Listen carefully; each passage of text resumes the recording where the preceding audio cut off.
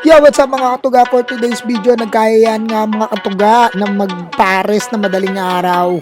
Kaya tara samahan nyo kami at i-review natin kung ano man yung pares na kakainan namin. Let's go!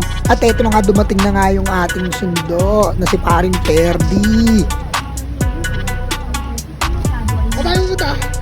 United States dollars. Mr. Pares. Oo. Mr. Pares. Matayo mo ta? Mr. Pares. Saan yun? Timog. Ito layo oh. Uy lang yun, maaga pa eh. Malagyan ko rin.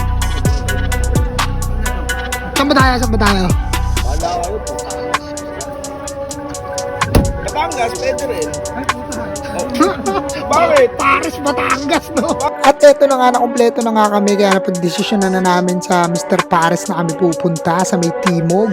Kaya niyaya ko na sila lumipad para mapabilis naman ang aming biyahe. At eto na nga, nakarating na nga kami at laking gulat namin na wala masyadong pila dahil ang nakikita namin sa social media ay mahaba-haba ang pila rito. At ayan ay kung makikita nyo ay nakakatakam naman talaga at nakaka-excite kumain. Kaya kuya, pakisalim na yan ng makarami kami. Let's go!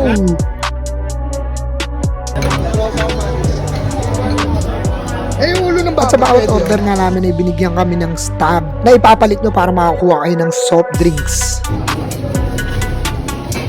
At umorder nga rin pala kami ng mami dyan, additional 25 pesos, may kasama na libreng itlog. At sa puntong ito nga ay medyo nalungkot kami dahil hindi na raw available ang chicharong bulaklak, kaya dadagdagan na lang daw nila yung bagnet. Sa mga oras na nga na yan ay ang pagpipilian lang na soft drinks ay RC o lemon, hindi ko lang alam kung meron pa talagang iba o yan lang talaga. At ang in-order na natin ay ang halagang 225 na Pares overload na supposed to be dapat meron chicharong bulaklak, bagnet, bone marrow at yung Pares. Na matapos nga kami medyo humaba-haba na ang pila. Madaling araw na yan pero medyo dumami-dami pa yung customer nila. Mr. Pares, in-order ko yung may bulaklak. Yung ano, yung sumunod sa overload, ano ba yun? Ano yun? Yung bagnet with chicharong bulaklak. Magkano? 120. Anong masasabi mo? Eh, nung binigay sa akin nung waiter, putang ina, may bouquet. Yung chicharong bulaklak, naka-bouquet na. Naka-bouquet. May kasamang flower base. Eh, hindi masarap eh. Bakit? Ba't di masarap? Anong lasa? 120, sabay ganun lang yung lasa. Hindi pa mainit yung sabaw, no? Hindi pa mainit yung sabaw. Overall, anong rate mo? Sulit ba yung 120 mo? Hindi sulit eh. Kung 1 to 10, 1 to 10, anong ano mo? Ano rate mo? Anong rate? Mga 4 lang, 4. Linggo, ganun din, parehas din ng order na yan to ng Perdelito. Hmm. Pares bagnet, kaso tangkin na talaga. Walang kainit-init yung sabaw. Tapos unang kagat ko, star anis pa yung nakain ko. Ayan, niluwa ko lang din yung kinain ko. Tapos, umorder kami ng mami pa, yung 25 pesos nila na may kasamang itlog na. Kaso nga lang, tangkin na talaga, wala talagang init yung sabaw. Pero kung mainit yung sabaw, baka pwede naman siguro. Yung Laban chili paste sana. nila, Oo, laban sana. Yung bagnet nila, masarap naman yung bagnet.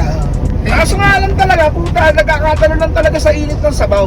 yung chili paste, Yun nga, tsaka yung chili nila, puta, amoy panis na. Sinabi nga namin dun sa ano eh, na.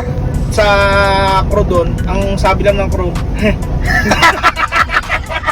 Isang tao lang. wala sana, ano, tete, ano mga itong chili, yung ano nyo, amoy mo te, lasang, amoy panis na. Sabi, O yung sa akin naman, ano, para sa overload, magkano yun? 220? 25. Kasama yung ano, yung noodles, hindi pa. Hindi pa. Diba? Bali, 225. Ang kasama nun, yung bagnet, tapos yung bulaklak, kaso ubos na rin yung bulaklak nung order kami. Tapos may kanin, only rice, only soup. Tapos yun, okay lang naman, kaya lang hindi ganun kainit yung sabaw. Typical na Pares lang na nakakain mo sa mga Betamax lang dyan. Tapos, Masarap pangain eh. Oo, masarap pangain eh. Yung mga nasa gilid-gilid eh. Oo. Ayun nga, yun lang naman, yung bagnet okay, crispy naman. Malutong naman, medyo mabalat. Hindi katulad ng iba na puro taba. Ganun. Yung bone marrow naman, natural lang din, typical lang din na nakakain mong bone marrow. Wala namang special. So overall, hindi siya sulit. Mas nakaka-enjoy pang kainin yung 60 pesos na Pares din sa mga gedli. Pero sa inyo pa rin. Pero nasa inyo pa rin, kanya-kanyang panlasa naman yun. Yun lang yung ano namin, review. Siguro rating ko 1 to 10 mga ano. Pwede na siguro 4. At ayun nga ang aming honest review. Hanggang dito na lang muna. Sa susunod na lang ulit. Bye!